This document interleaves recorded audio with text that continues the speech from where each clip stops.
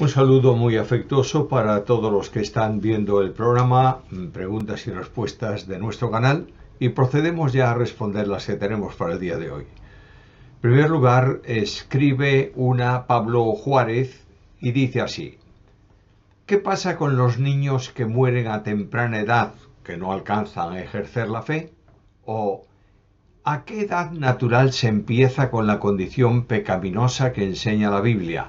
Pregunto esto porque encuentro que la Biblia dice que el reino de los cielos es de ellos, pero también dice que desde que nacemos naturalmente estamos muertos en delitos y pecados, así que tenemos que nacer de nuevo para ser salvos, así que he quedado confundido. Bueno, varias cosas necesitan aclaración. Primero, la condición pecaminosa viene desde la concepción del hombre, como dice el Salmo. Mira que en maldad he sido formado y en pecado me concibió mi madre. Salmo 51, 5. Por consiguiente, todos, como tú dices, nacemos pecadores. Segundo, un niño recién nacido o un niño que no haya alcanzado la edad para decidir por sí mismo y rechazar conscientemente el mensaje del Evangelio, si muere, le es aplicada la obra redentora de Cristo y no se pierde. Tercero, la única forma de ser salvo es por gracia mediante la fe. Pero esto es para todos los que tienen capacidad para aceptar o rechazar el mensaje, como dijo Cristo. El que cree en el Hijo tiene vida eterna, mas el que rehúsa creer en el Hijo no verá la vida, sino que la ira de Dios está sobre él. Juan capítulo 3 y versículo 36.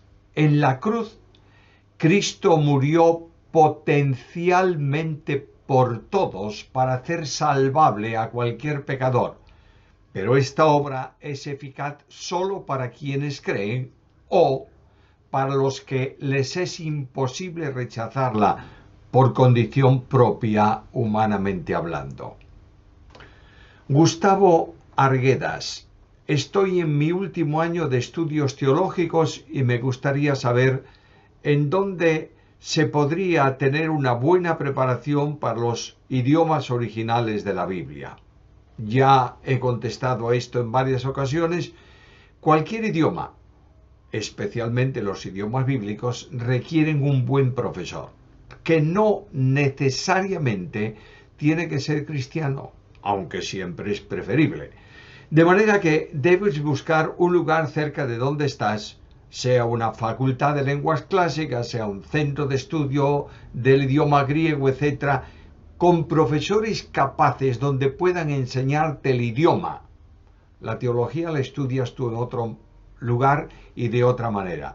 Siento decirte, mi querido hermano, que hay algunos institutos bíblicos que los profesores de griego tienen muy poca capacidad y conocimiento para enseñar ese idioma. De modo que búscate un buen profesor de griego y de hebreo y adelante con el estudio de los idiomas bíblicos. Enrique Campos: ¿todos los pecados son iguales para Dios? ¿Hay algunos menos gravosos que otros? Mira, cualquier pecado que el hombre cometa se convierte en un acto infinito, de valor infinito, porque el pecado no se mide por quien lo hace, sino por quien lo recibe. Y siendo Dios infinito, se convierte en una ofensa infinita. Para todo pecado, la sentencia es la misma. La paga del pecado es la muerte. Romanos capítulo 6, versículo 23. Sin embargo, hay distintos niveles de condenación, de experiencia, de sufrimiento, etcétera, etcétera, en el estado de condenación, especialmente por causa del conocimiento del pecado y de la rebeldía contra Dios al cometerlo, como el Señor Jesús habla o dice o enseña en la parábola del siervo infiel, de manera que el que cometió faltas a conciencia, sabiéndolo, recibirá una mayor condenación que los otros.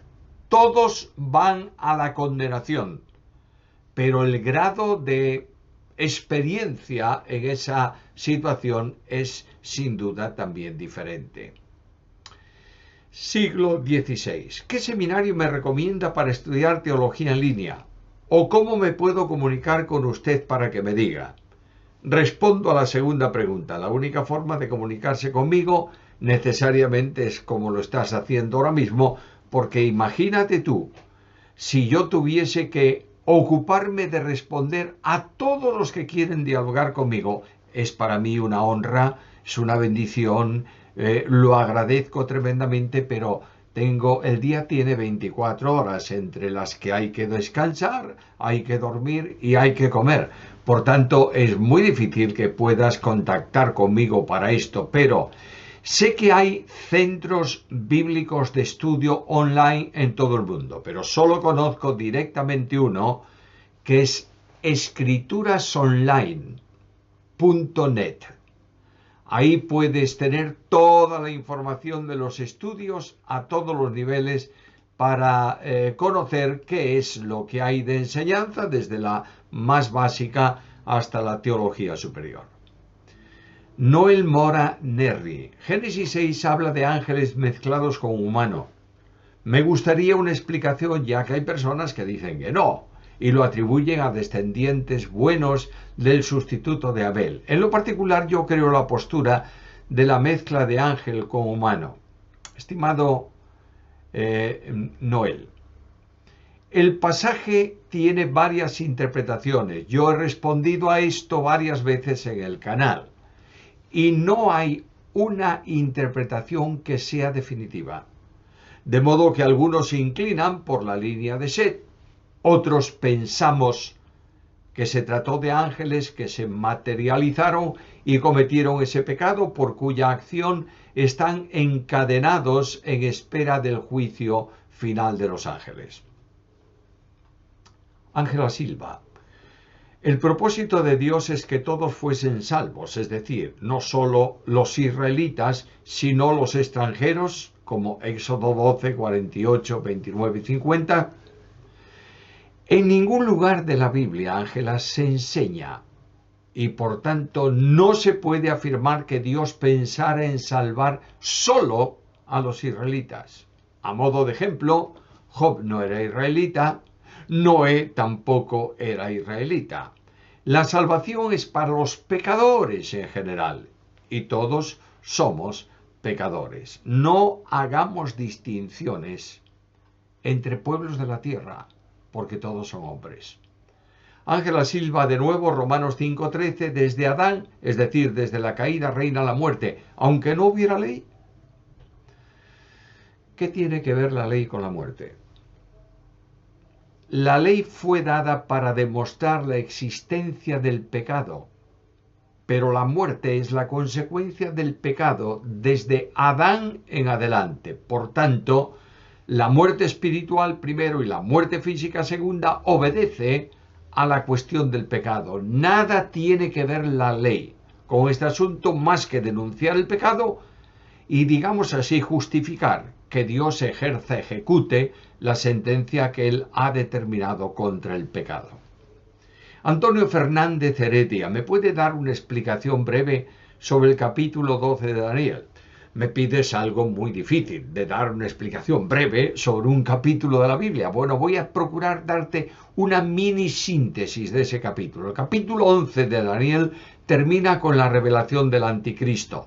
El 12 comienza con una referencia al tiempo de la tribulación, de la ira que Dios hará descender sobre todo el mundo y que es el preludio de la segunda venida del Señor. Nótese que se le dice a Daniel que esto tiene que ver con tu pueblo, y el pueblo de Daniel era Israel, por tanto está hablando de Israel en ese periodo de la tribulación.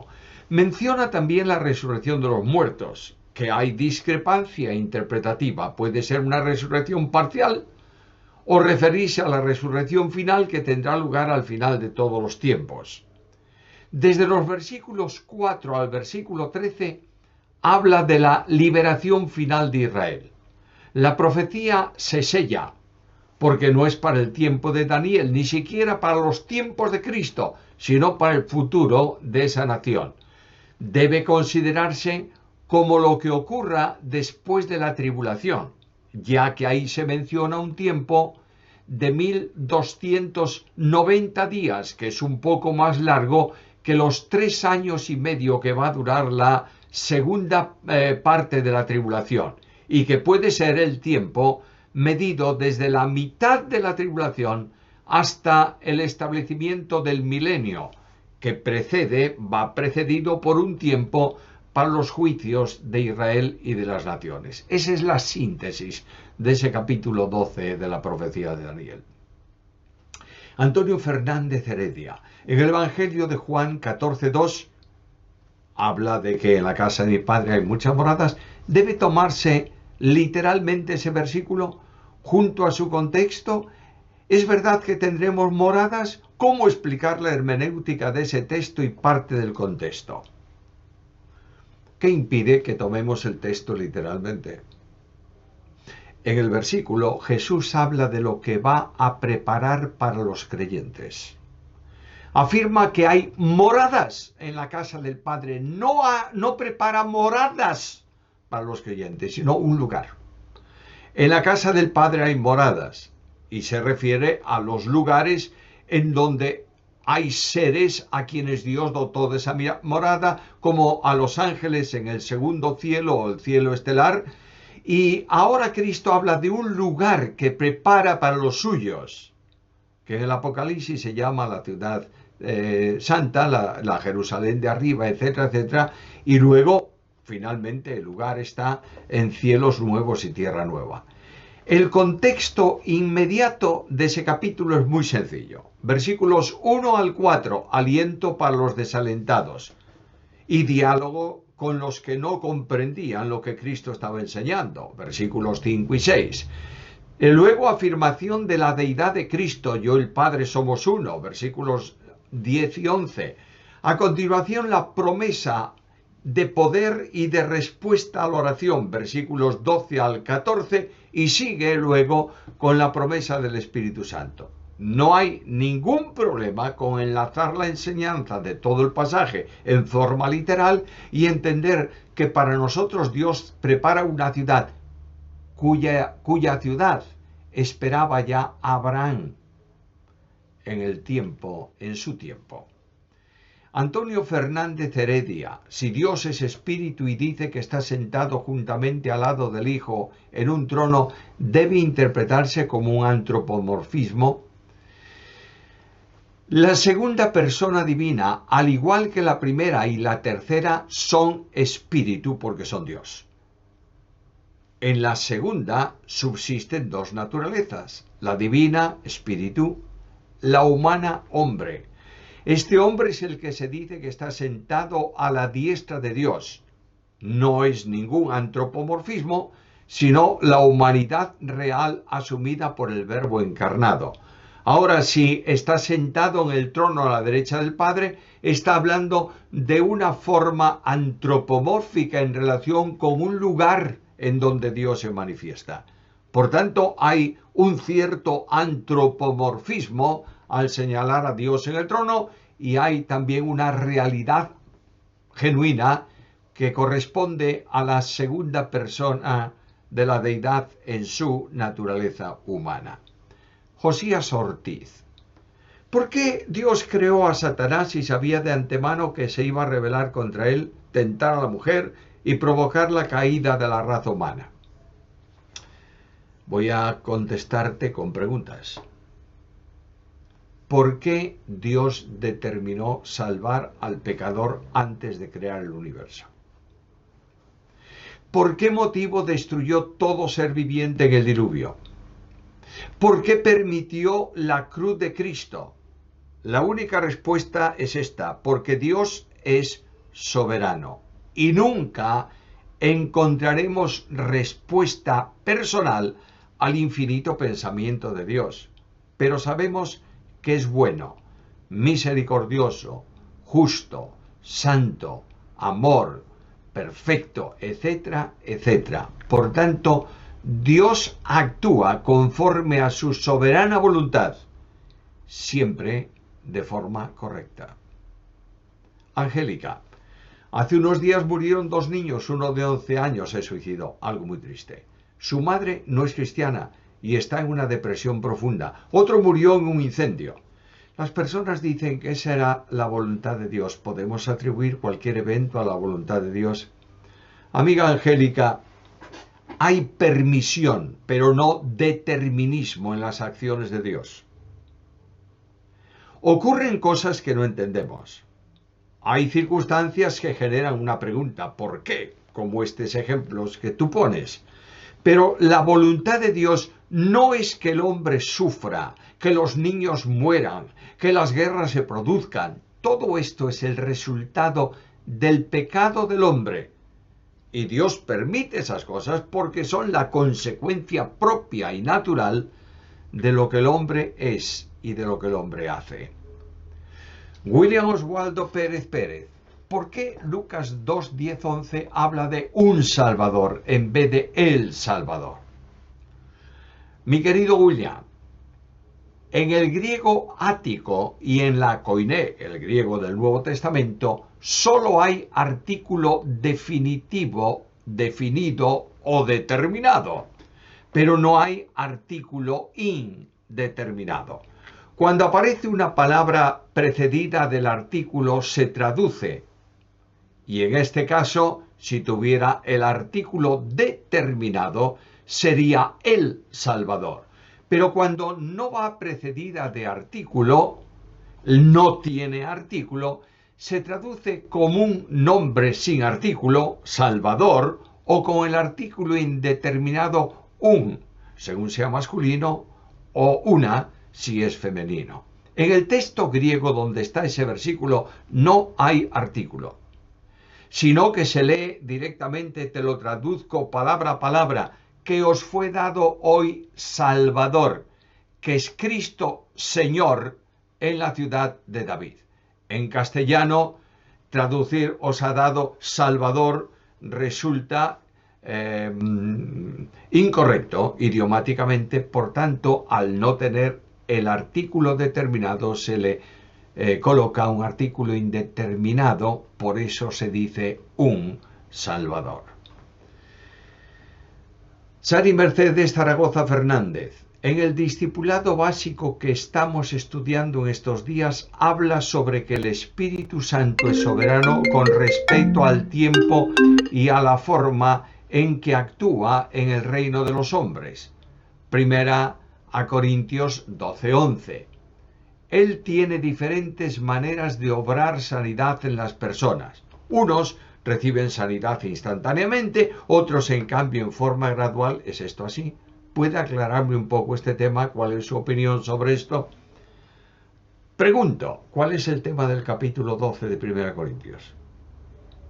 La diversidad de dones. En el versículo 11, la soberanía del Espíritu que da los dones a quien quiere como quiere. La sanidad en la persona se opera como Dios quiere, pero si se trata de un milagro de sanidad en el ejercicio de un don, nunca se produjo tal cosa lentamente o progresivamente, sino totalmente. Es decir, Dios sana o no sana. El cojo en la Puerta Hermosa recibió una sanidad progresiva o sanó. Sanó. Por tanto, la acción divina es siempre inmediata, total y plena. En el proceso de sanidad progresiva puede ser el resultado de la oración de intercesión y de la recuperación natural que Dios provee para una enfermedad, pero no de un milagro de sanidad divina. Isaac Saavedra. En el Nuevo Testamento se afirma que el Verbo es la persona de la deidad por medio de quien fueron creadas todas las cosas. Quisiera saber qué papel tuvieron el Padre y el Espíritu en la obra de la creación. Quien crea es Dios. Dios no es una persona, es un ser en el que existen 3 personas. El que planifica la creación, lo que podemos llamar la mente creadora, corresponde al Padre. El que da la voz de autoridad, sea, es el Verbo, el Hijo de Dios. El que ejecuta la operación omnipotente es el Espíritu Santo, que se movía sobre la faz de las aguas ordenando todo para el resultado de la creación, que era bueno en gran manera. Alexandra Ángel, ¿no debemos entonces guardar como tal un día para el Señor, domingo? Ese día también me puedo ir a hacer ejercicio, estudiar mis deberes universitarios, ir de compras con mis amigas. Para el cristiano todos los días son santos y consagrados para el Señor, porque Él fue comprado al precio de la sangre de Cristo y consagrado para Dios. No se trata, por tanto, de guardar o no guardar, sino de aprovechar el tiempo haciendo cuanto es agradable al Señor, que es también un acto de alabanza y de adoración. El cristiano es santo donde quiera que esté y debe comportarse como tal.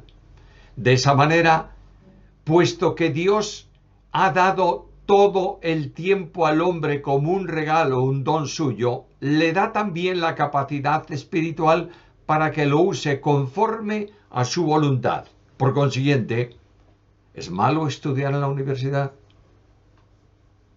¿Es malo hacer ejercicio? ¿Es malo ir de compras? Pero todas estas cosas deben hacerse desde una dimensión. Primero, el reino de Dios.